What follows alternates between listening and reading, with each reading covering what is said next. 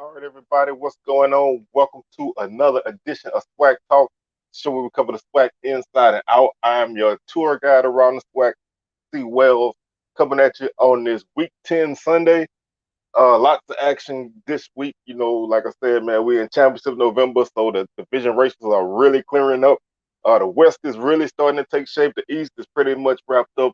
Um, just a couple games, probably formalities, and then we will probably officially know our division champs next week. So, right now JSU and PVU are the top dogs, and they are holding their own fate in their hands.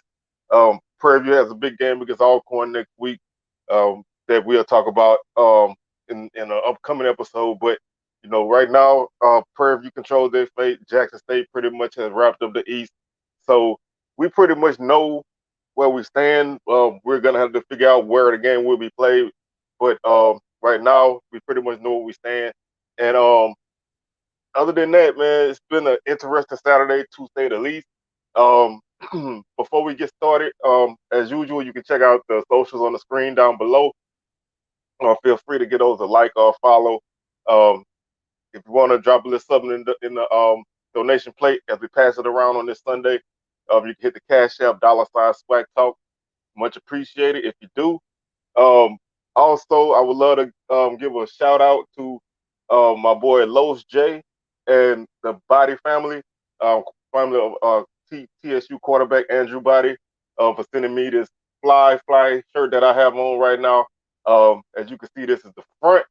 Got the TSU logo on the front, and on the back is the Body Fam, and that's what we are, man. Like I said, I know they didn't. I know the Tigers didn't have the best of games this weekend, but it's still Andrew Body all day, man. So much love and respect to y'all, man. I appreciate it. I'm rocking this thing now. I'm gonna be probably rocking this around Baton Rouge a lot. Um, might even wear it Saturday. So um, once again, man, thank you and shout out to y'all and continue growth to Andrew as he continues his career at TSU. So, man, let's not waste no time, man. Let's get into this and let's talk some SWAC football. So, like I said, this is your Week 10 recap, and we're gonna start with a game that I had got wrong. First and foremost, I got wrong, and most people did too. And that's Pine Bluff and Grambling. Pine Bluff defeated Grambling 33-26 in a game that I said that even if you won, you probably lost. Grambling needed this W. Pine Bluff needed this W as well. I don't think either team really could have ill afforded a loss. I know Grambling really couldn't afford a loss, but they took one. And it was a tough outing for Grambling, and this was a low scoring game. And after the first quarter, score was 3-2, and it looked like it was going to be a kind of game where, like I said, at one point I thought it could, if they didn't have overtime, it'd be a 10-10 tie. But Pine Bluff exploded for 14 points in the second quarter to go into the half of 20. I mean, go into the half of 17-10, and 17-9, and then they came out in the second half and outscored Grambling outscored them 17-16 to make the final margin 33-26. Um, Not a lot of big scoring plays, but second quarter, Dalen Hill 34-yard touchdown pass from Skylar Perry, Josh Wilkes 43-yard pass from Skylar Perry. So it was good to see Skylar Perry kind of get off.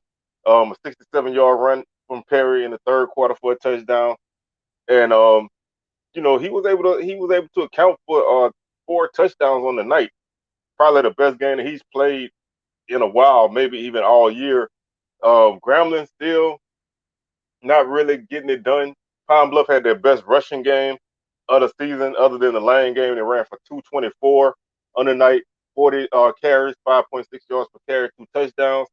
Grambling 103 yards rushing, 33 carries, 3.1 yards per carry, and two touchdowns. Grambling 193 yards passing, 15 of 37, one touchdown, one interception. Pine Bluff 163 yards passing, 11 of 22, two touchdowns, no interceptions. Total offense, Grambling 296 on the night on 70 plays, 4.2 yards per play. No fumbles for Grambling at all. Five penalties for 114 yards. Pine Bluff 387 total offense on 62 plays, 6.2 yards per play. They did fumble once. and lost it. So the turnovers were even at 1. 8 penalties for Pine Bluff for 80 yards. Grambling 33.7 yards per punt. Pine Bluff 31.2 yards per punt. Time of possession, Grambling 27 minutes and 15 seconds. Pine Bluff 32 minutes and 45 seconds. 6 of 16 on third down for Grambling. 6 of 15 for Pine Bluff. 1 for 1 on fourth down for Grambling. Pine Bluff, no fourth down attempt. 2 or 3 in the red zone for Grambling. 2 or 4 for Pine Bluff. Grambling 4 sacks, Pine Bluff 3. So, I mean, as you can see, statistically, Pine Bluff controlled this game. This was, like I said, probably the best game they played all year, especially offensively. Grambling played a new quarterback named Pierce, 14 of 32, 189 yards, 1 touchdown, 1 interception. He was sacked once. Alden Clark, 1 of 5 for 4 yards and 2 sacks. Russell led Grambling with 16 carries for 95 yards, 5.9 yard average per carry. Skylar Perry, 11 of 22, 163 yards, 2 touchdowns. No interceptions, was sacked 3 times, so he got the start and went the whole way. Perry also was the leading rusher on the night, 15 carries, 146 yards, 2 touchdowns, 9.7 yards per carry. Again, great outing for him. This was kind of the game that you expected from him pretty much all season. Didn't get it until late, but they needed it, and he gave it to them when they needed it. Kiera Crossley, 11 carries, 49 yards. Again, back still not really getting it done on the ground, but, they were able to win. Greg White led Grambling with 10 catches for 135 yards. He was the only guy, Kobe Ross had 2 catches, but other than Ross, White was the only guy with more than 1 catch. They had 3 other guys with 1 catch apiece. So they went hard to Greg White, 10 catches, 135 yards, and a touchdown. Josh Wilkes led Pine Bluff with 3 catches for 66 yards and a touchdown. Crossley, 2 catches, 36 yards. Hill, 1 catch, 34 yards, and a touchdown. Anderson led Grambling with 9 tackles. Reed, 5. Martin, Matthews, Dotson, each had 4 tackles for loss. Anderson, 3. Powell, 1.5. Reed, 1.5. Paul, 1. Breton, 1. Vaughn, 1. Carter, 1. Martin, 1. Mitchell, 1. And then Dodson and Roberts each had a half a tackle for loss apiece. Sacks for Grambling were by Anderson with 2, Paul and Thomas with 1 apiece, and no interceptions. Fumble recovery was by Walker. Pine Bluff was led by Johnson with 10 tackles, Beard 8, Akins 8, Watts 5, Stewart 5, Fuller 5, Howard 4, and Gray with 4 tackles for loss. Akins and Woods with 2 apiece. Watts and Fuller with 1 apiece. Smith and Clark with a half a tackle for loss apiece. Sacks were by Fuller and Woods with 1 apiece. Smith half a sack, and Clark half a sack. Interception was by Fuller, which he returned 95 yards for a touchdown. Well, no, not a pick six. He returned it 95 yards, but didn't score. So, good game by Pine Bluff. There's not a lot to really say about this game. I mean, this was a do-or-die game for both teams. Pine Bluff picked up their first conference win. They're 2-7 now, 1-5 in conference. Grambling 3-6, 2-4 in conference. This was a game a lot of people felt like if Grambling lost, then Fobbs would really be in trouble. I'm still not 100% sure that he's totally in trouble, but this is not a good look, especially to not really play that well in this game, against a team that was really reeling. You didn't really put your best foot forward. So now you're tied for the bottom with the same team. So this is a tough outing for Grambling. It's a game that they're gonna really wish that they won, but you can only do so much with what you have as a team. I don't know where Grambling goes from here. I don't know if they can rebound from this. I don't know if they even have it in them. Like I said about Pine Bluff, I didn't know if Pine Bluff had it in them to continue, but they found a way to win. They got themselves together, and they pulled out a victory. So I don't know if Grambling really can do that. That's the question that we're gonna have to answer um, in these next couple of weeks because I think that both teams are just playing out the string, so not a lot to really take from this game. The next game that I want to talk about is the Alcorn Bethune Cookman game. Alcorn obviously were heavy favorites coming into this game, and they dropped this game by a score of 35-31. Um, Very surprising, man.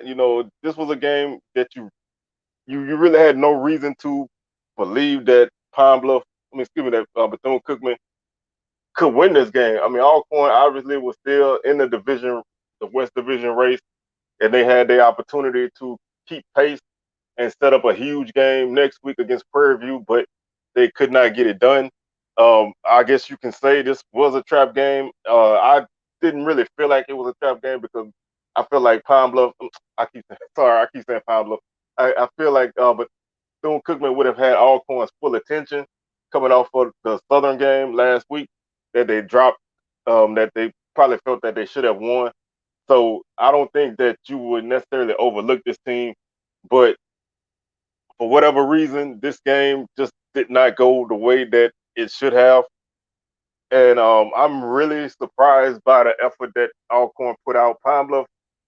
Why am I still saying Pine Bluff? Y'all gotta excuse me, man. I am really not with it right now. Bethune Cookman is a team that we have seen week in and week out kind of fall behind and fight back to get into these games.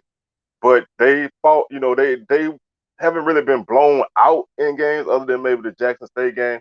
They've found ways to keep themselves in games, and I think that's what they did here against Alcorn. They just kind of stayed in it, and once they finally got the lead, Alcorn just could not get over the hump.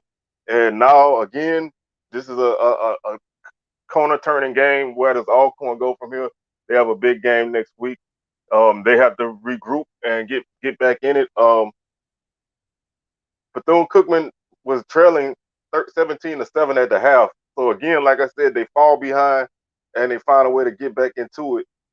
They actually outscored Alcorn in the second half 28-14.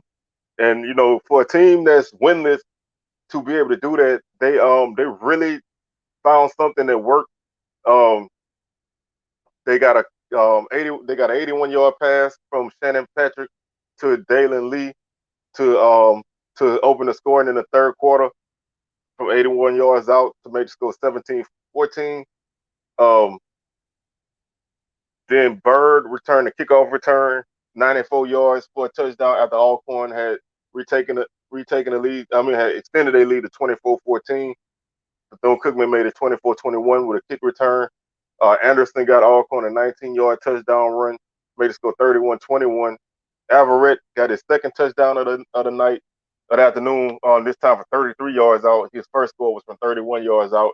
This one was 33 from Patrick to make the score 31-28. And then Wilson, 3-yard run for Bethune Cookman from with 12 minutes and 27 seconds left in the game to give Bethune Cookman the final margin of 35-31. Alcorn ran for 176 yards on the night, 44 carries, 4 yards per carry, 3 touchdowns.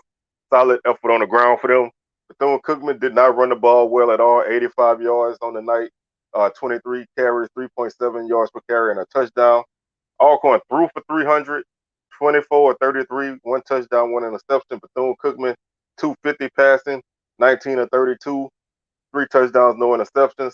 476 yards of total offense for Alcorn, 77 plays, 6.2 yards per play. They fumbled twice and lost both. So 3 turnovers hurt them really badly in this game. 5 penalties for 42 yards for Alcorn. Bethune Cookman 335 on the night. 55 plays, 6.1 yards per play. 1 fumble, which they lost. 8 penalties for 71 yards. So if you look at I mean, obviously look at the stats, you would think Alcorn had won this game, but those turnovers and the big special teams play, it would really kept Bethune Cookman in this game, and then they were able to capitalize on that. 37-yard punt average for Alcorn, 38 for Bethune Cookman. Alcorn won the time of possession 35 minutes and 14 seconds to 24 minutes and 46 seconds. 9 of 15 for Alcorn, 7 of 14 for Bethune-Cookman, 1 for 1 for 1 for 1 in the red on fourth down for Alcorn. Bethune-Cookman didn't attempt a fourth down. 4 for 4 in the red zone for Alcorn, 1 for 3 for Bethune-Cookman. No sacks for Alcorn, 2 for the Wildcats. Individually, Felix Harper, 24, 33, 300 yards, passing 1 touchdown, 1 interception. He was sacked twice. Shannon Patrick, 16 of 25, 210 through the air, 2 touchdowns, no interceptions, no sacks. Devin Black got the start, 3 of 7, 40 yards and a touchdown, no interceptions, no sacks. Stafford Anderson, 26 carries, 115 yards for him, 4.4 yards per carry, 3 touchdowns. So he did his part. Nico Duffy, 9 carries, 47 yards. They kept him bottled up. Felix Harper didn't really do a lot. 9 carries, 14 yards on the ground. Thompson led Bethune-Cookman with 7 carries for 36 yards. He did average 5.1 yards per carry. Robinson, 4 carries for 22 yards. C.J. Bowler led Alcorn with 8 catches for 76 yards. Juan Anthony, 4 catches, 68 yards and a touchdown. Pringle, 3 catches, 47 yards. Griffin, 3 catches, 46 yards. Everett led Bethune-Cookman with 5 catches for 92 yards and 2 touchdowns. Lee, 2 catches, 77 yards and a touchdown. Jawan Taylor led Alcorn with 14 tackles. And then after that, this looks odd to me. I had to look at it a couple times, but Taylor had 14 tackles. Then the next guy on the team had 3. Kinsler, McGee, Cherilus, Haran, and Anderson each had 3 tackles apiece. So that was a big gap between what Taylor did and everybody else did. I had to look at that a few times to make sure I saw that right. Tackles for loss. Alcorn only had 2 tackles for loss on the night, so that's really weird when you look at the rushing stats for Bethune-Cookman. Alcorn did not really generate much pressure on Bethune-Cookman. They didn't, but they couldn't run the ball either, which is very weird to me. Alcorn 2 tackles for loss, McGee 1, and Barfield with 1. Bethune-Cookman only lost 2 yards on the night running the ball, and they ran for 85 yards. They carried the ball 23 yards, so they didn't run a lot. They didn't even throw a lot. This is a very odd game, statistically. But like I said, no sacks for Alcorn. Forced fumble was by Kinsler, and the recovery was by Gamble.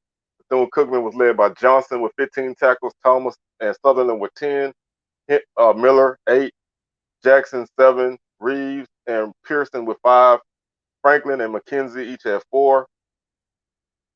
Tackles for loss for Sutherland and Reeves each had 1 apiece. For Bethune-Cookman, Reeves and Sutherland each had a sack apiece. Forced fumble was by Johnson. Recovery was by Franklin. Interception was by Hill Robinson. So, like I said, this was a very weird game statistically. Alcorn really had this game in control at the half. Bethune-Cookman was able to come back and get the dub. So that's a big time shout out to the Wildcats. They did not give up. I think they could have easily packed it in at any point in the season.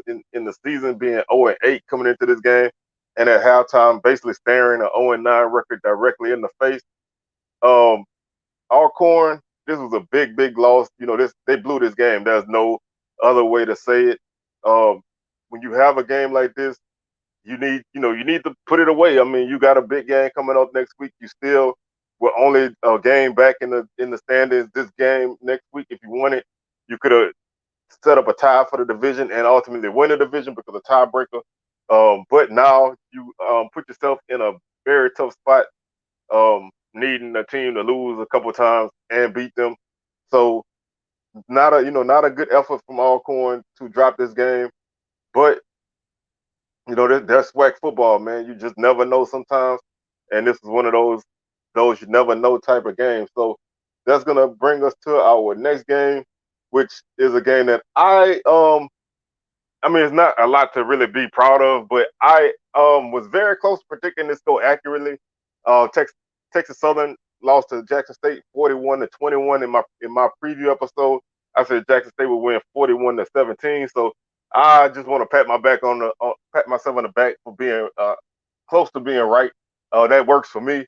I'm good with that. It's a small thing, but hey, you take it how you get it. This was a game that I thought Texas Southern played very well early. Um, they kept, again, these Jackson State, slow starts in the first half. Teams are really playing them close. And then, the second half, the defense kind of smothers and they win. They score, they get a couple of big plays, and they win. And this game was a lot closer than I thought. The score was 21-21 after three, and then Jackson State was able to capitalize in the second and the fourth quarter with two Malachi Whiteman touchdowns and a J.D. Martin 51-yard touchdown run to put the game basically out of reach. Um, Texas Southern, like I said, they kept themselves in it. They gave up a 54-yard run to start the game, but then they scored the next two touchdowns to take a 14-7 lead late in the second quarter before Peyton Pickett got his second touchdown of the night to make the score 14-14 at half. Excuse me, 21-14 at half because Martin got a 6-yard touchdown run to make the halftime score 21-14. Ja'Cory Howard got a 2-yard touchdown run, his second of the afternoon, to tie the score at 21 with 5 minutes and 44 seconds left in the third quarter. And then Jackson State scored, like I said, 3 TDs in the fourth to put this game away. But a tremendous effort from Texas Southern to stay in this game and give themselves an opportunity to win. Obviously you still have a whole quarter and a half left, but to be tied up at 21 in the game like this was a good start. Texas Southern ran the ball very, very well against Jackson State. 259 on the night. That's a season high against Jackson State, rushing 43 carries, 6 yards per carry. That's just tremendous against this defense. 3 touchdowns. Jackson State, great running effort for them. 223 on the night, 33 carries, 6.8 yards per carry. Really good rushing game for both teams. 3 touchdowns for the Tigers of Jackson State. The difference in this game was an area that I thought that Texas Southern would do better, and that was passing. The Tigers only had 79 yards passing, 12 of 29, no touchdowns, no interceptions. Jackson State 305 on the night, 25 of 41, 3 touchdowns, no interceptions. 338 yards of total offense for Texas Southern, 72 plays, 4.7 yards per play. They did fumble twice and lost them. Again, turnovers really hurt. This team, they can't get out of their own way with the turnovers. 7 penalties for 77 yards. Jackson State, 528 yards of offense, 74 plays, 7.1 yards per play. They fumbled twice and lost them both. 8 penalties for 58 yards. 41 yards per punt average for Texas Southern, 38 for Jackson State. Time of possession, 28 minutes and 9 seconds for Texas Southern, 31-51 for Jackson State. Third down did Texas Southern in as well, 2 of 15. They were 3 of 5 on fourth down, and they were 3 of 4 in the red zone. They had 1 sack. Jackson State 7 of 14 on third down. No fourth down attempts. They were 4 for 7 in the red zone, and they had 4 sacks. So I think Texas Southern did a good job of protecting the quarterback. 4 sacks is a good bit, but there's not like what Jackson State had generated against teams like Alabama A&M. So that was a good offensive line effort. And when you look at the running game, the offensive line did play well. Andrew Body 12 of 28, 79 yards. He was sacked 4 times. Shedeur Sanders 25 of 41, 3 touchdowns, 305 through the air, no interceptions, 1 sack. Ladarius Owens, 23 carries, 198 yards, 8.6 yards per carry. Back-to-back 100-yard rushes against Jackson State the last 2 weeks. A bit concerning, but, this defense continues to, find ways to get stops when they need them. Andrew Body, 12 carries, 39 yards. Peyton Pickett, his first big game for JSU, 15 carries, 104 yards, and 2 touchdowns, 6.9 yards per carry. J.D. Martin, 12 carries, 94 yards, and a touchdown. He had 77.8 yards per carry. Davis, 4 catches for Texas Southern for 31 yards. Keith Corbin, 9 catches, 111 yards for Jackson State, 5 catches for 58 yards, and 2 touchdowns for Weidman. Hooks, 5 catches, 57 yards. Cooper led Texas Southern with 8 tackles. Murray, 7. Tucker, 6. Williams, Hamilton, and Walker with 4 tackles for loss. Martinez, Murray, Hamilton each had a half a tackle for loss apiece. Owens and Tucker half a tackle or loss apiece. Sack was by Martinez. Forced fumble by Cooper. Fumble recoveries by Murray and Hamilton. Houston led Jackson State with 9 tackles on the night. Miller 6, Huggins 5, Owens 5, Young, Craig, and Gaddy with 4 tackles for loss. Houston, Reagan with 2. Houston and Reagan with 2. Owens and Hampton. Owens with 1.5. Hampton, Huggins each had 1, and Miller with a half a tackle for loss. Sacks. Owens 1.5. Houston 1, Reagan 1, and Miller a half a sack. 2 forced fumbles by Houston. Recoveries by Owens and Craig.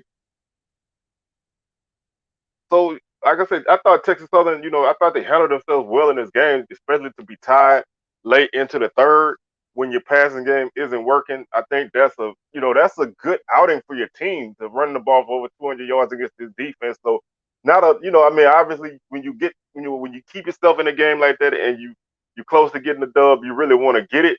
But, I don't think this is anything that the Tigers need to hold their heads down over. I thought they played extremely well in this game. So I think Texas Southern is still a force to be reckoned with in the future. I think they have a good shot of winning a game or two in their last couple games. But tonight was just, a game that they kind of let get away from them, and Jackson State really took advantage of it and did what a great team does, and that's put you away late. So that's going to do it for that game. The next game we're going to talk about is Alabama A&M against Valley, as my computer is just acting so crazy right now. 42-14 is the score for Valley, dropping this game to A&M. I thought this game would be a lot closer than what it was. Valley just, never was in this one. And I really thought that Valley would be able to represent themselves well. I thought they'd be able to play well. I didn't necessarily think they would win, but I thought that they could really stay in this game because the defense is strong. I figured if it became a shootout, then they would not have much of a chance. But this is a game that I really, I'm still really surprised at the margin of victory because I thought that Valley would be able to compete in this game. But, that's the way the ball bounces sometimes. Alabama A&M, a really good offensive effort the second week in a row with a nice offensive effort. They kind of bouncing back toward the end of the season. They basically control this game from start to finish. 28-7 lead at the half. They were up 42-7 before Valley scored the final touchdown with 7.5 minutes left. So basically what you expect for A&M, a good defensive effort from the Bulldogs. They gave up 173 yards on the ground to Valley, 4.7 yards per carry, 1 touchdown. A&M 172 yards rushing, 6.6 yards per carry on 26 carries, and 1 touchdown. Valley 22 or 36 passing, 217 through the air, 1 touchdown, no interceptions. A&M 405 yards through the air, 27 of 40, 5 touchdowns, 1 interception. 390 total offense for Valley, 73 plays, 5.3 yards per play. They fumbled 4 times and lost 2, so they had trouble holding on to the football. 5.3 yards per play and 8 penalties for 93 yards. Alabama A&M 577. Total offense, 66 plays, 8.7 yards per play, 1 touchdown. 1 fumble, and they lost it. 6 penalties for 46 yards. Valley 45-yard average per punt. A&M 47-yard per punt average. Time of possession, 31 minutes and 42 seconds for Valley. 28-18 for Alabama A&M. Valley 6 of 14 on third down. A&M 7 of 11.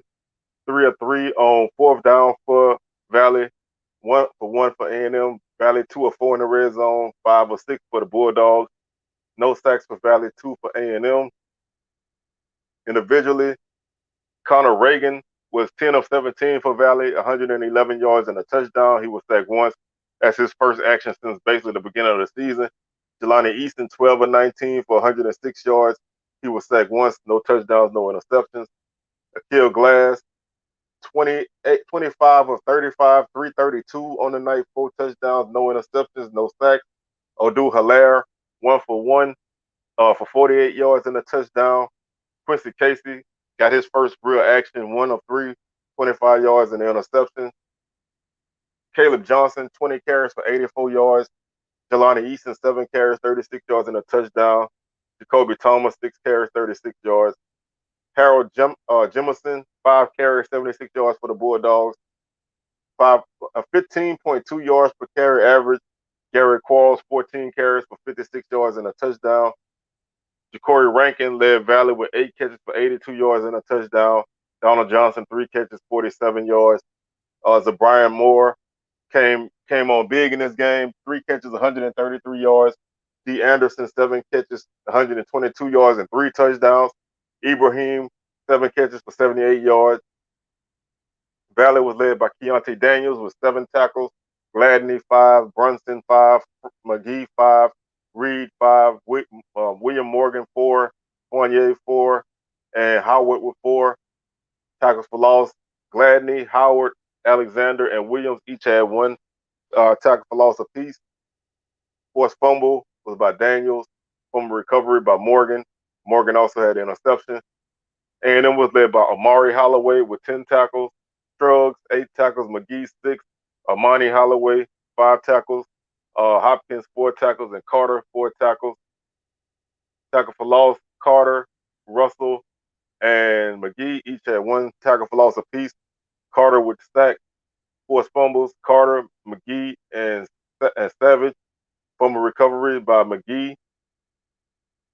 And, like I said, this was a game, if you was A&M, you needed this game, man. You needed a really solid effort against a team that, you haven't been playing really, really well, but I think that your defense needed a game like this. They needed to be able to get a stop, a 2, and they got what they needed. They played well. They controlled Valley.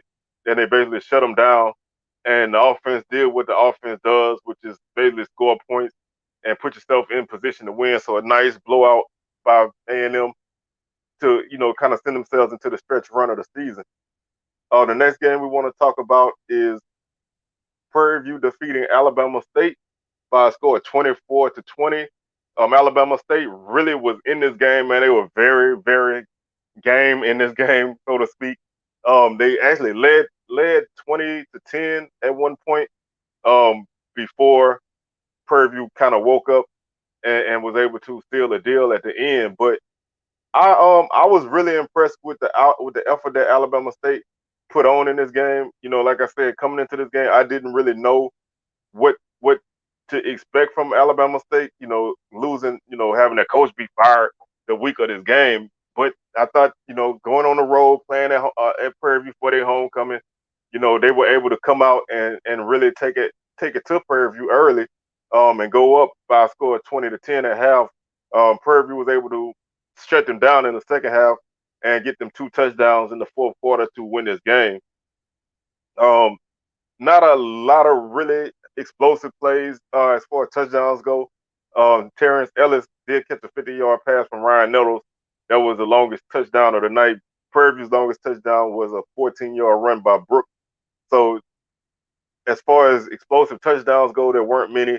But Alabama State played well defensively. Offensively, they still cannot get it going on the ground. 59 yards rushing on the night. 28 carries, 2.1 yards per carry. No touchdowns. Prairie View, 181 yards on the ground, 5 yards per carry, 36 carries, 3 touchdowns, 168 yards passing for Alabama State, 19 of 28, 2 touchdowns, no interceptions, 171 yards passing for Prairie View, 21 of 33, no touchdowns, no interceptions.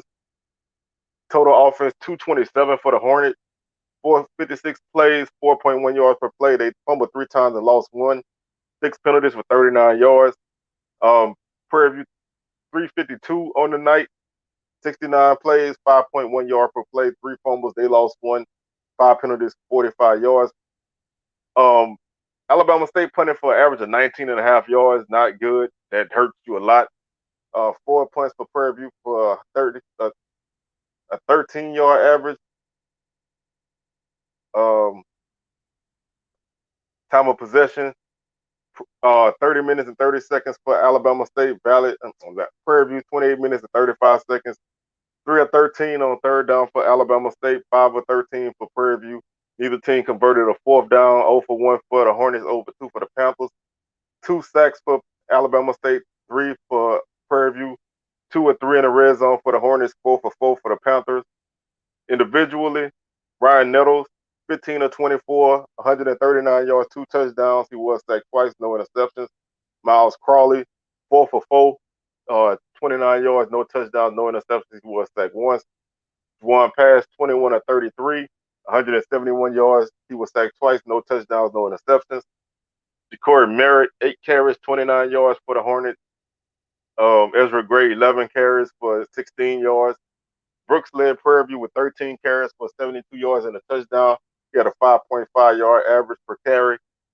Stewart, 8 carries, 71 yards, 8.9 yard per carry average. Pass, 7 carries, 25 yards, 2 touchdowns. Keyron Jones led Alabama State with 8 catches for 60 yards and a touchdown. Terrence Ellis, 2 catches, 54 yards and a touchdown. Evan Fair, 2 catches, 42 yards for the Panthers. Donovan White, 2 catches, 33 yards. Antonio Mullins, 3 catches, 28 yards. Jaden Stewart, 4 catches, 24 yards. Ershaw Davis led the Hornets with 11 tackles. Peyton and Howard with 6. Clark, also 6. Scott and Romperside with 5 apiece. Terry and Cunningham and Long each had 4 tackles apiece. Tackles for loss, Howard 2, Harris 1, Davis, Clark, Long, and Stewart each had a half a tackle for loss apiece. Howard 1 sack, Long and Stewart half a sack apiece. Prairie View was led in tackles by Drake Cheatham with 9, Green 7, Dumas 6, Schenkel 6, Campbell, Presley, Turner, and Reese each had 4. Tackles for loss, Evans and Dumas with 2. James, Smith, Schenkel, and Reese each had a tackle for loss apiece. Half a tackle for loss went to Cheatham, Green, Campbell, Presley, Turner, and Obi. Sacks were by James, Dumas, and Evans, each with 1 apiece. Dumas forced fumble recovery by Evans, and no interceptions. So I thought Alabama State really carried themselves well in this game. Like I said, coming into this game, you just didn't know what to expect from them. But, they played hard. They just did not have enough to play, to get it done in the second half. Scoreless second half for them. Really did them in. Prairie View 2 fourth quarter touchdowns.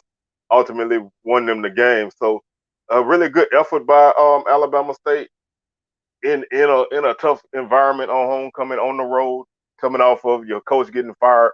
I thought they handled themselves fairly well. So, we'll see where they go from here. My final game of the week, which was our game of the week, and it was a good game for about a half, or maybe two and a half quarters.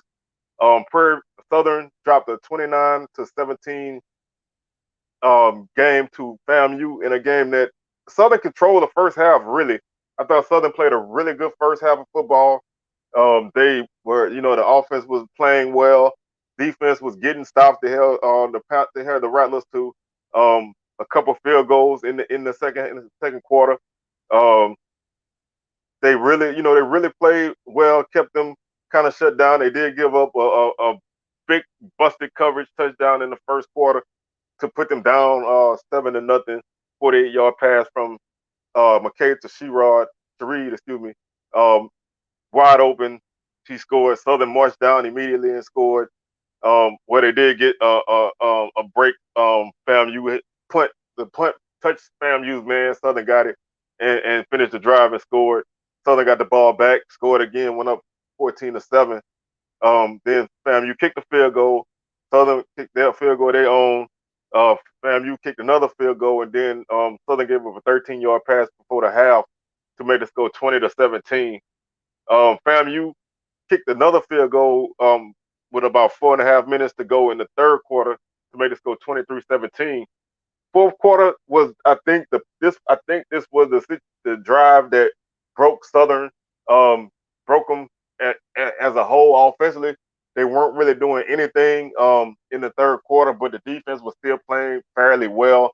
Um, Southern got a fourth down stop at the goal line.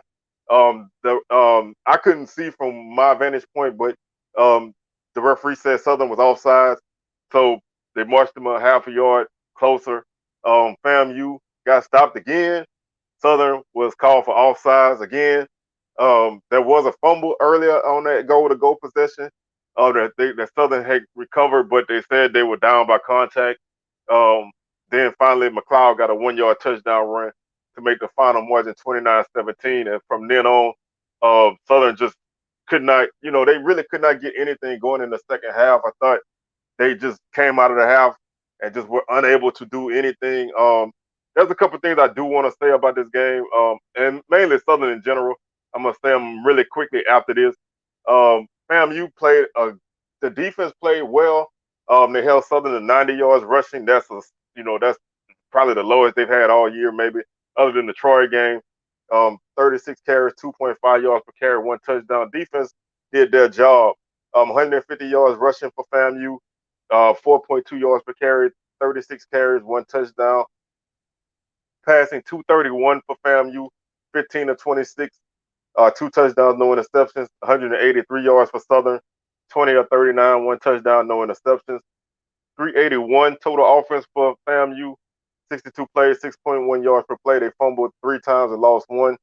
4 penalties for 30 yards. Southern, 273 on the night, 75 plays, 3.6 yards per play. They fumbled 5 times, but they lost one.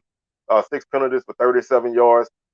Again, like a lot of people are, they're really hard on Rashawn McKay.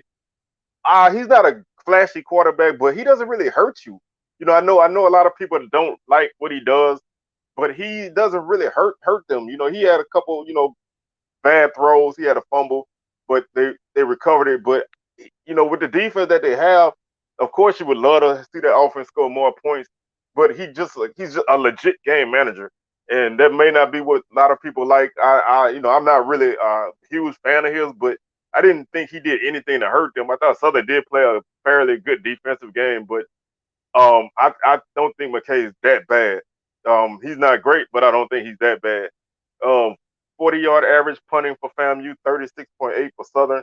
One thing Southern did do good was not really punt to She Reed.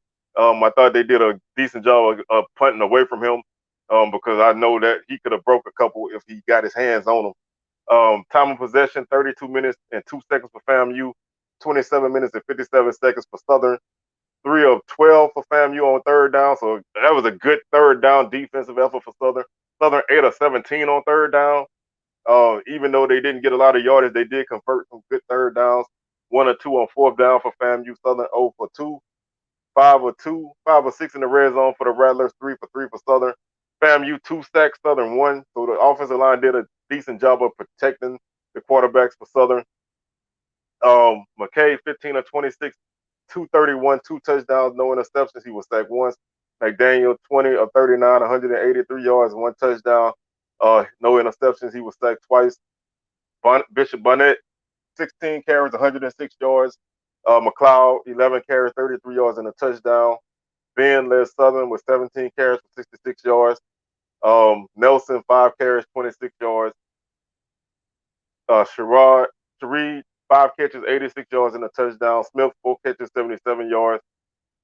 Craig Nelson 5 catches, 74 yards for Southern. McLean 7 catches, 51 yards. Bell led FAMU with 11 tackles. Jenkins 9, Fagan 8, Bowler 7, Mayweather 7, Mayweather 7, Collier 4, tackles for loss. Fagan 1, Land 1, Jenkins 1, Williams 1, and Bell 1. Land did have 1 sack, but he really wasn't a huge factor in this game. Williams 1. Like I say, when you look at the stats, Southern didn't play as bad as it looked, but statistically, they also didn't play well. Land did have a forced fumble recovery by Bowler. Southern was led in tackles by Foster with 9, Jones 9, Jordan 4, Papillon 4, Tate 4, Nash 4, and Ivy with 4. Tackle for loss, Young, Nash, Ray Anderson and Square each had 1 tackle for loss apiece. Young with the sack and a forced fumble. Um, like I said, this is I guess this is Southern football right now, and I'm gonna just take a couple minutes just to speak my mind a little bit. I didn't really want to do it directly in the game recap because I thought FAMU played a good game.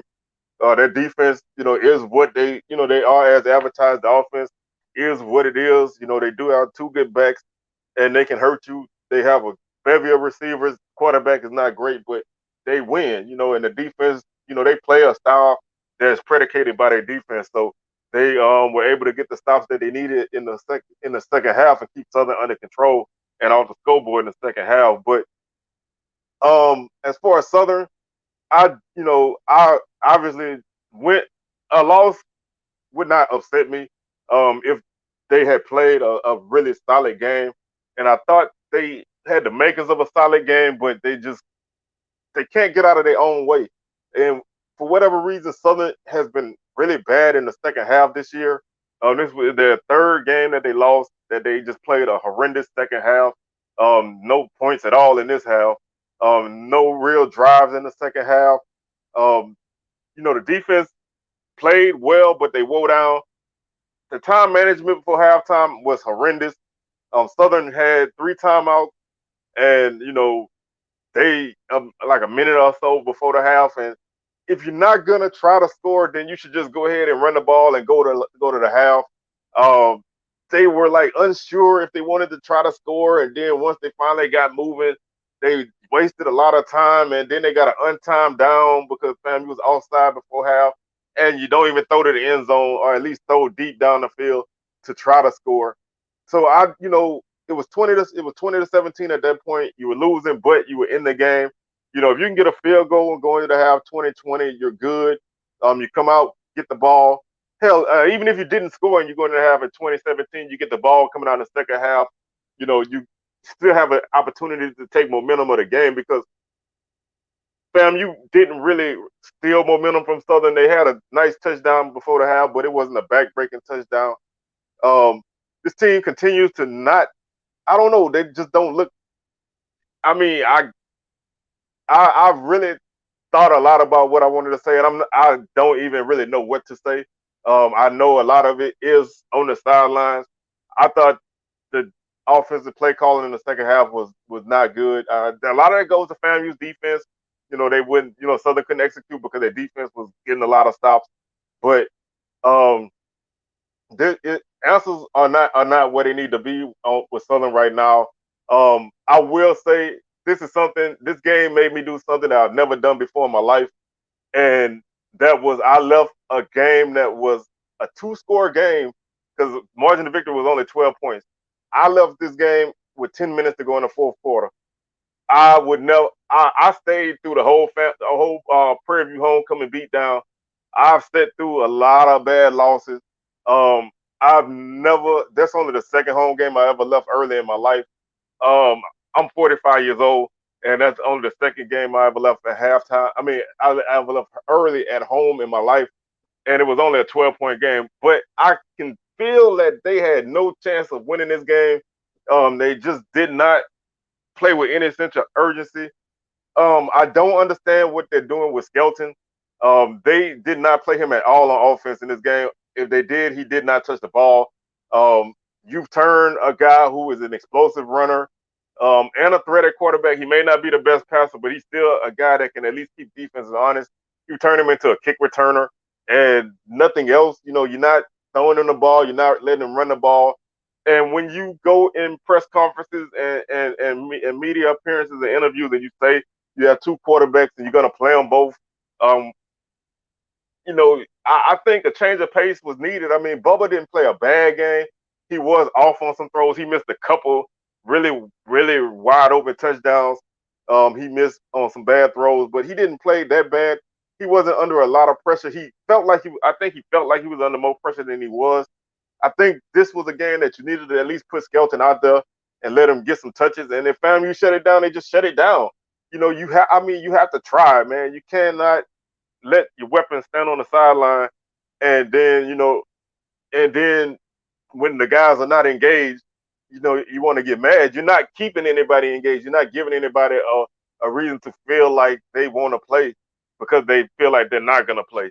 So I don't know what the situation is. I don't know, where the disconnect is, but this situation has to be rectified. I mean, if it was up to me, I hate to say this because I don't wish nobody to lose a job, but I think a move needs to be made, man, really soon because you just need to stop the bleeding and cut this and cut the bad limb off and stop the bleeding, man, because it's only gonna get worse. This team plays uninspired after half. I don't know what goes on in that locker room in the halftime, but after halftime they don't play well. That fourth down stop that they got called offsides twice, I think that took the steam out of their defense. Offense never really did anything second half, so FAMU did, they did what they came in to do. They came in, they played hard, and they won. Again, salute to them. But Southern has a lot of questions that they need to answer. They need to answer them quickly. So um, Coach Rollins is not the answer. I think he's a nice guy, but as far as coaching Southern, that's not it for him. But that's it for me, man. I'm out of here. I'm not going. I don't have a lot else to say, so I'm gonna go ahead and get on up out of here, man. We'll be back Wednesday with our Week 11 preview.